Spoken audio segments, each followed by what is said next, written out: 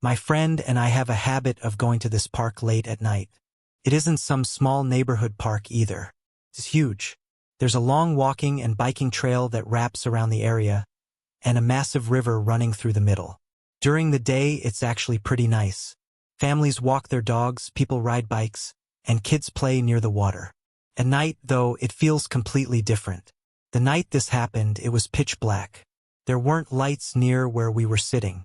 The only light came from our phones and the moon reflecting off the river.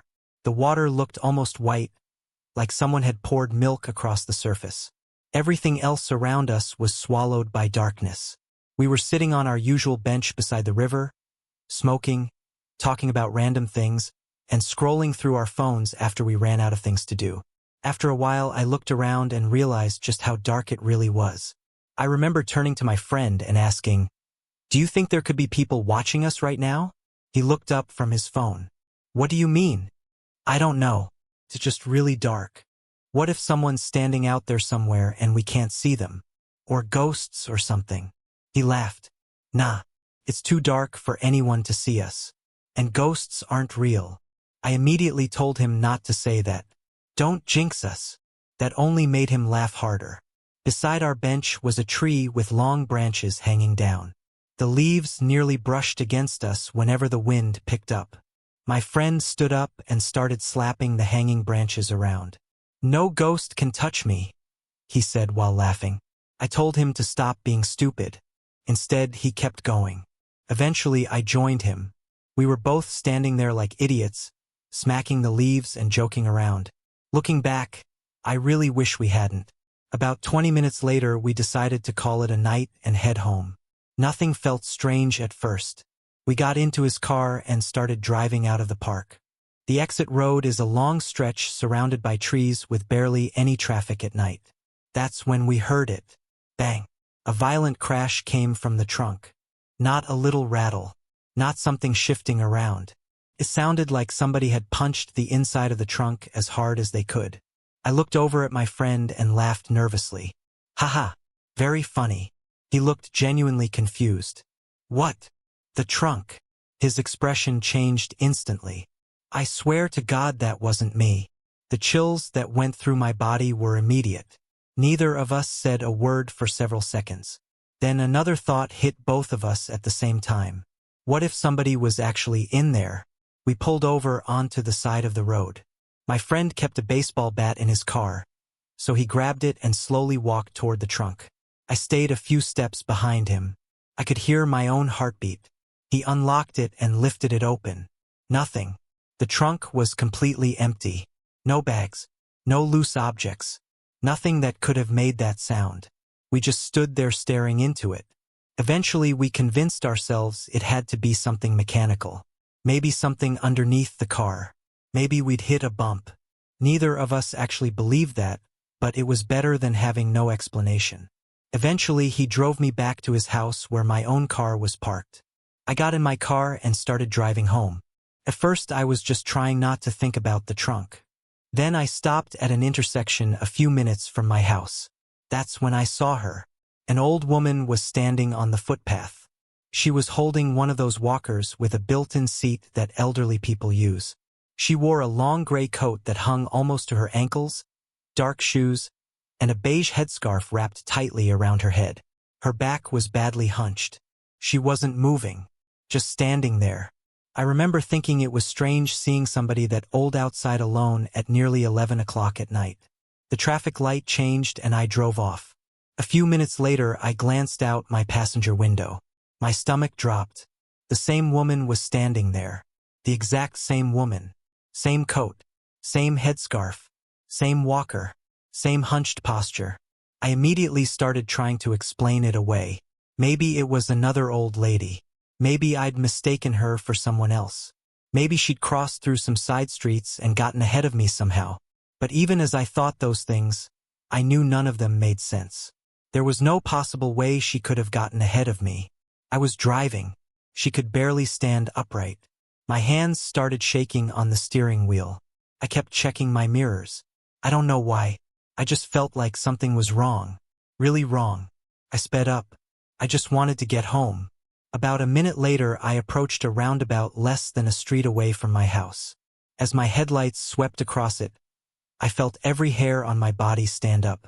She was there again, standing beside the roundabout, waiting, the exact same woman. This time she wasn't looking down. She was looking directly at me. I still remember her face, the wrinkles, the pale skin, and the smile. It wasn't a normal smile. It was too wide, too deliberate, like she knew something I didn't. For a second, I genuinely couldn't breathe. My chest felt tight. My vision started tunneling. Every instinct in my body was screaming that I needed to get away from her. I floored the accelerator. I don't even remember the drive home after that. I only remember pulling into my driveway and practically falling out of the car. I ran inside, locked every door, and sprinted to my room. I spent the rest of the night staring at my bedroom door. Every little noise made me jump. Every shadow looked wrong. I don't remember falling asleep. I just remember waking up the next morning exhausted. I've tried to come up with explanations ever since. Maybe the noise in the trunk was unrelated. Maybe the old woman was a coincidence. Maybe my mind was playing tricks on me. But here's the part that still bothers me. The next day I called my friend and told him about the old woman. I hadn't even finished the story before he interrupted me. His voice sounded nervous. He asked me one question. Was she wearing a gray coat and a beige headscarf? I never told him what she was wearing. To this day, neither of us will talk about what happened after we slapped those branches. And neither of us has ever gone back to that park.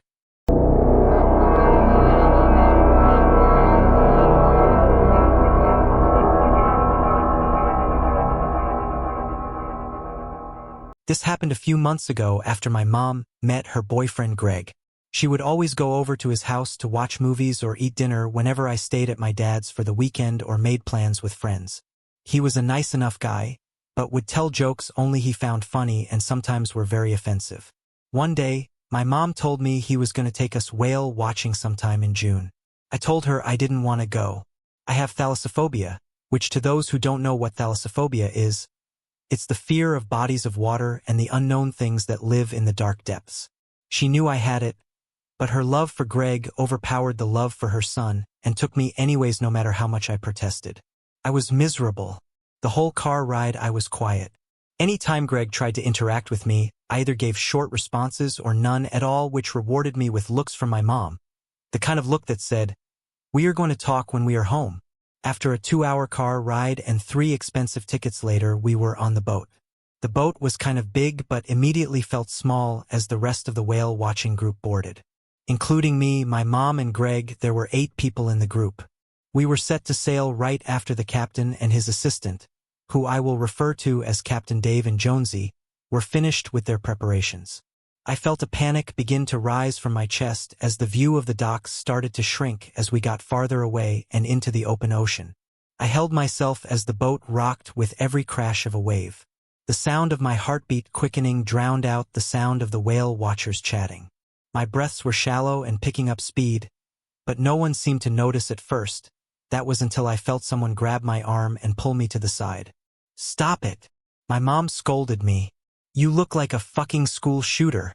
I just looked at her. "I didn't even want to come on this trip. You made me." I argued back as I yanked my arm back from her grasp. "I didn't think you were going to be this bad. Just have fun and stop embarrassing me." My mom stormed off. This wasn't the first time she acted like this because of a boyfriend, but it still hurt knowing that the person who gave me life could be so cold to her own offspring. 30 minutes had passed without seeing a whale, or any kind of sea life whatsoever. The group began to get restless and agitated. Some wanted their money back. Captain Dave apologized and began to start the boat. But just as the boat began to move, we heard the propeller make a large sound resembling a deli slicer slicing chunks of raw meat. Then the boat stopped. Captain Dave kept trying to start it up again, but it kept stalling. Confused, he looked over the boat to see if he could get a good look at what the propeller was caught on. But just as he looked, he froze. Some of the members of the group looked as well and gasped in horror. I soon followed to see what had everyone shocked, and I felt ill. There was a dark figure in the water that was the size of a jeep slowly floating to the surface, surrounded by a red coloring in the water that began to disperse around the boat. What surfaced was the corpse of a sperm whale calf. I threw up at the sight while some women cried. My mom looked at Greg in horror as she clung to his embrace. "Damn it," Captain Dave said as he lowered his hat. "Jonesy, can you see how badly the propeller was damaged before the sharks came? I'm going to send an SOS to the Coast Guard." "Aye, Captain," Jonesy nodded. He went below deck and came back a few minutes later in a diving suit. The group murmured as Jonesy dove into the water. He grazed himself against the calf's carcass like he was apologizing for what happened. But even through his mask I could tell he looked puzzled. After he submerged himself underwater, Captain Dave came back and reassured that the Coast Guard was on its way. But they wouldn't get here for about an hour. While the group groaned, I sat down and held my knees. An hour of waiting in the open ocean was going to be hell. Just then, Jonesy resubmerged and climbed back onto the boat. The captain walked towards him, and I could hear their conversation. "How bad is it?" the captain asked. "The propellers are shredded," Jonesy replied. Captain Dave looked confused. "How the hell did they shred from a sperm whale calf?" the captain asked. "That's just it," Jonesy replied. "I don't think it was the calf we hit. When I went to check the propeller, I brushed up against the corpse. It felt off. When I was submerged, I took a better look. It's missing its lower half, and what's left is hollowed out inside." Captain Dave's eyes widened as he looked at the corpse. "Hollowed out? How could that be?" Jonesy shrugged, then scratched the back of his head. "Your guess is as good as mine. I just know that the parent sounds upset. I could hear their cry coming from somewhere. Never heard such a sad sound before. I didn't even know whales could make such a distorted sound." It was an upsetting conversation to listen to. A few minutes later, someone noticed the corpse begin to sink, and at the same time the propeller once again made a loud breaking sound. The captain and Jonesy looked at each other. "I thought you said it was broken?" Captain Dave asked. "It was. I don't know how it's moving again," Jonesy replied as he headed down the ladder. "I'm gonna go check again." Jonesy submerged once more. The propeller continued to make the same loud sound over and over, like it was on repeat. Then suddenly it stopped. Suddenly, Jonesy resubmerged in a panic. "Help! Help me! There's something dash." He was caught off before he could finish his sentence by something yanking him underwater. There was this big guy in the group that jumped in the water to save him, but they were both underwater for far too long. We all assumed sharks had come to eat the carcass and took them in the process. Captain Dave threw his hat off as he cursed and pinched his brow. There was nothing any of us could do. If we went into the water to save them, then it would just be more food for the sharks. The only thing we could do was wait for the Coast Guard. 20 minutes had passed since then. I tried to take a nap since I didn't want to stare into the deep blue sea or interact with anyone, but there was no way I could relax. All of a sudden I heard a small tapping sound on the side of the boat. No, it wasn't a tap. More like something was trying to tap but didn't know how much force to put into it. I braced myself before peeking my head over the boat's stern to see what made the sound. It was the man that dove in to save Jonesy. He was raising his arms up for me to grab him. I gasped and called for help as I tried to reach him, but I noticed something else in the water. Its body looked like a large mass that seemed to camouflage in the water. It hid underneath the man, looking up at me. I screamed as I could see its face shift from the ocean's surface. Its eyes were so sunken into its skull it looked like I was staring at two black holes. It had an overbite with a row of sharp, jagged teeth, and the head looked to be spear-shaped with a long serpentine neck. There was something else I noticed, but it was about the man. He was missing his lower half. It was like his torso was a party hat being worn by this creature. I was about to scream, but was interrupted by a low, distorted voice. "LP. Hell? LP. Was all I heard, but the man's mouth didn't move. It sounded like a radio station losing its frequency, then slowly gaining it back as you turned the knob, almost like it was trying to find the right pitch and articulation. Not only that, but it wasn't that man's voice. That voice belonged to Jonesy. I screamed louder than I had before as I fell and scuttled backwards until I knocked into my mom and Greg. He picked me up by my shoulders as I squirmed hysterically.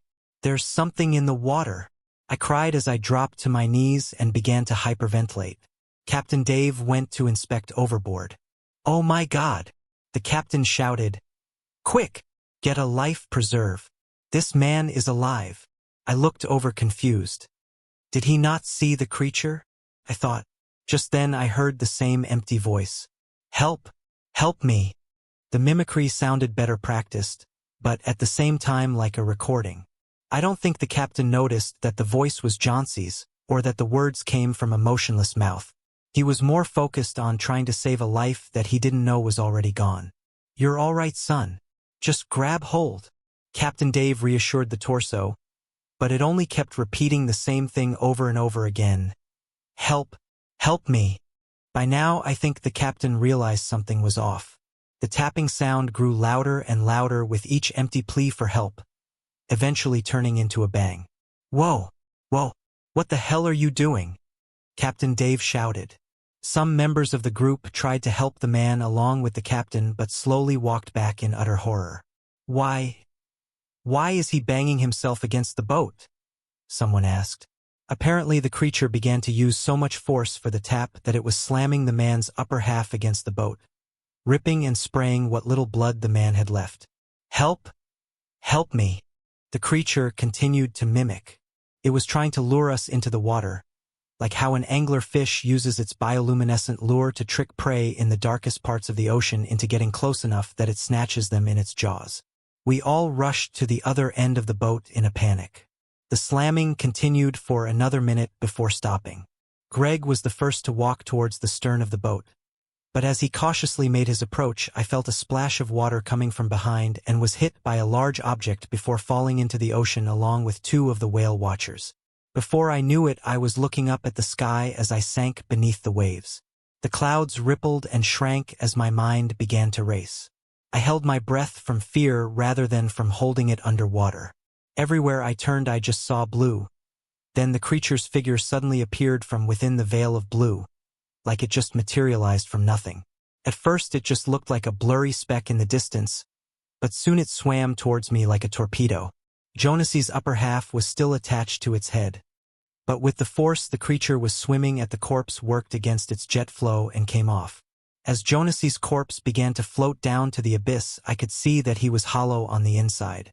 The creature propelled its flippers with great speed, its jaws opening as it got closer to me. I thought I was done for.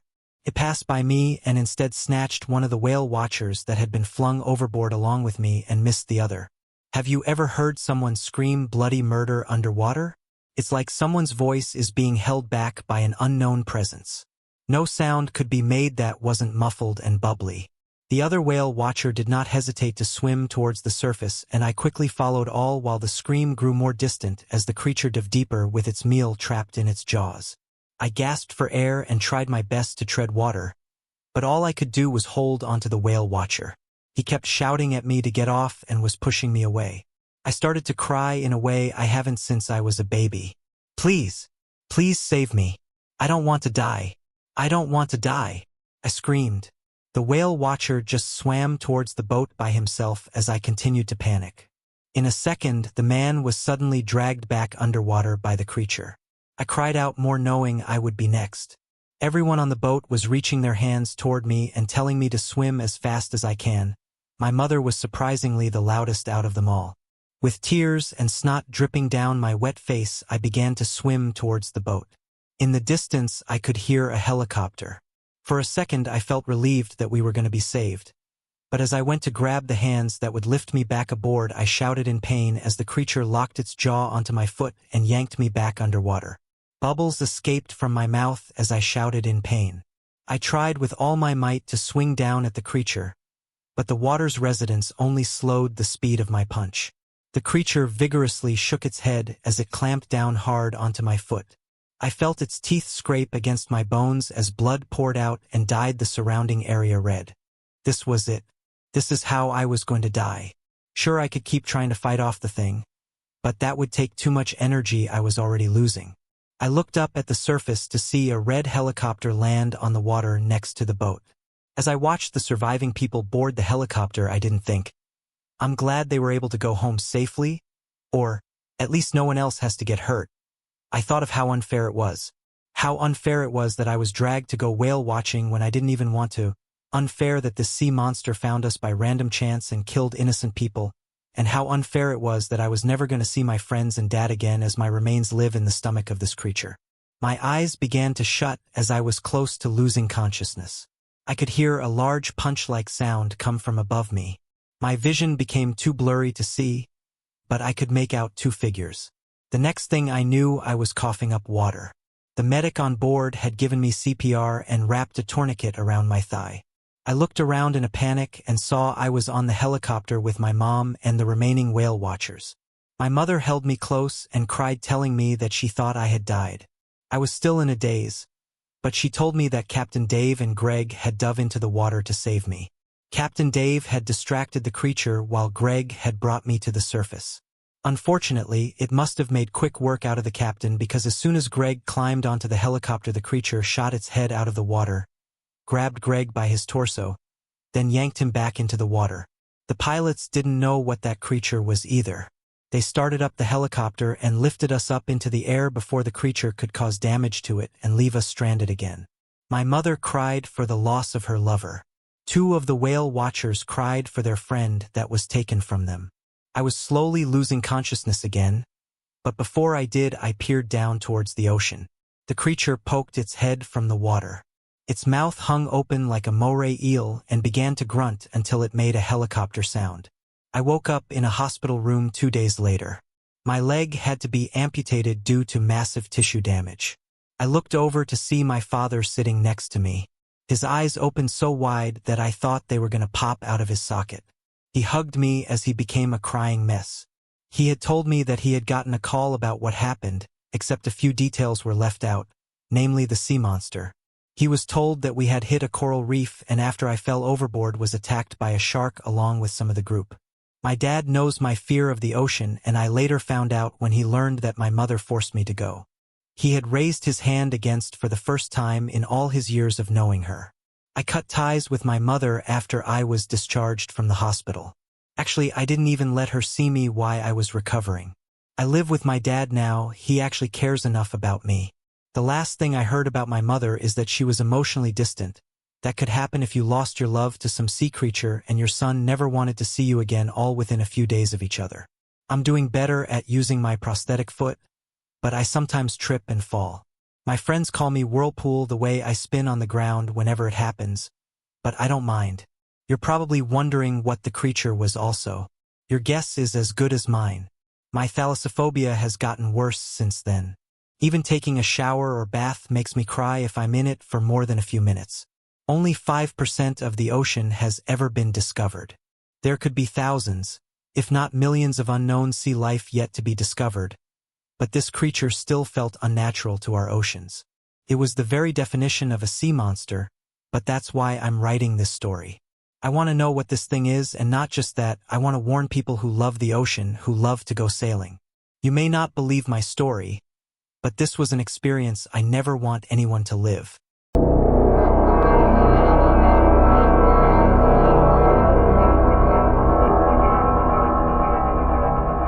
I've seen what knocks 3 times, and you should pray you never do. Reading that last man's testimony has left me with a fresh bout with PTSD. I thought I'd finally shut that awful memory out forever. It was a dream, they told me. But I know the truth. In fact, I may be the only one who does. When I was 17, I hated Halloween with all my heart. But to my parents, it wasn't even a holiday, it was a religion. You know, the house we lived in, the kind of place everyone flocks to. The one with the jumbo-sized candy bars and the makeshift haunted house. Every year they made me dress in some themed costume, put on a smile and play along. But when I got older, I noticed the same things everyone in my hometown did. The adults didn't celebrate Halloween because they enjoyed it. It was almost like they were afraid of it. My dad kept a hunting rifle by the door every year and gave me one rule to live by. No one leaves the house until 11 p.m. But, in the nicest way possible, I was a little shit. 1 year away from graduating and frankly, tired of listening to what they had to say. So that Halloween, I inexplicably came down with a bad case of pneumonia. The truth was, I was going out into the woods by my house to get high as fuck with my friends. I don't know if my parents were gullible, or just wanted to believe I'd follow their rules. But they bought it hook, line, and sinker. So my buddy Jamie picked me up and we met the rest of our crew in the spookiest place we could think of, the oldest cemetery in town, where the letters were so old you couldn't read the graves. The first few hours were wholly uneventful. And eventually, like all good parties, everyone wandered off to do their own thing. But this story isn't about what happened to the others. It's about what happened to Jamie. We were the last duo left, and to this day I don't know how baked Jamie was. But he suddenly stood up and asked a question that started my worst nightmare. Do you know why they all really want us to celebrate? I watched him kick some underbrush from a nearby grave and tap it with a single foot. My older brother says it's this place, something about it. Needless to say, that warned the biggest eye roll I could muster.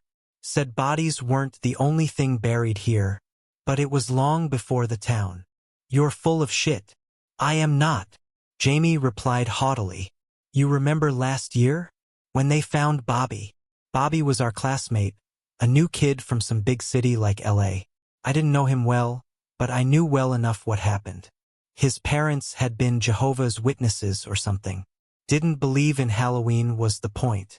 They'd never found his parents, but their blood had covered the majority of their living room. Bobby, on the other hand? Well, they'd found his head impaled on a cross out here. It took me a minute to realize the cross atop the grave he'd uncovered now. I'm ashamed to say I laughed. Dude, that's so not cool. I told him as he whipped his shoe off against the grave. What are you doing? I'm thinking. He clicked his tongue. What if it's buried here? That's when I should have stopped the whole thing right there. But we were young, invincible, stupid. He went back to his truck and returned with 2 shovels. And yes, we dug. We dug until my arms ached and I almost thought that grave was nothing more than a marker. But eventually, our shovels hit something, not a casket like you might imagine, but instead, a door. It didn't look like anything special, just an old, rotted door, frame included. But if you dig deep into the earth and find something like that, well, that's the point where the functioning part of my brain said enough was enough. Dare you to open it? Jamie teased.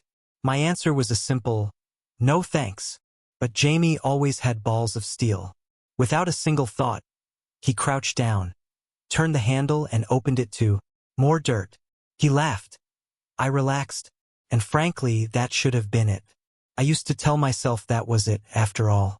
He closed the door and we began to fill the hole back in, contemplating whether our folks would have any leftover candy.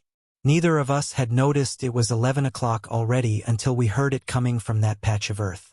Knock, knock, knock. Our eyes met each other's and we no doubt had the same thought. There's no way. But Jamie? I don't know, guys, it was like he was drawn to the damn thing. He walked back to that grave and took one look down. Then all hell broke loose. The first thing I remember was his scream as the earth opened up. It's the best way I can describe it. It opened up like a gaping mouth that swallowed him slowly. I found my courage then, running to grab onto my friend's hands for dear life. I pulled, and I pulled, but whatever had hold of him was stronger than anything I could imagine. Please don't let me die, Dean. Please. From behind him, that's where I saw it. To describe what had hold of him is near impossible, I figure. Looking into it was like staring into the void. There was a sense of dread unlike anything I'd ever seen. But its smile, those rotted, maggot-filled teeth. When I tell you those will haunt my nightmares as long as I live, I wish I were exaggerating. It was the last thing I saw before Jamie was gone, leaving me standing there, one dripping severed arm in each of my hands and staring into a large hole, at a closed door. That's how they found me the next morning, babbling incoherently and screaming like a lunatic if you believe my father. 3 mental institutions and a lifetime of therapy later, I thought I'd been cured, that I'd forgotten everything I told you. Jamie had just run away. But you won't listen to me, will you? I reckon no one ever will. They'll lock me up again, say I've lost my mind. Because whatever it is, they don't want the truth to get out. They want this, damn it. That much I'm sure of. Maybe I was better not remembering. But someone had to know. This isn't some cute little story on the internet. No local urban legend. The thing that knocks 3 times is very real, but pray you never meet it.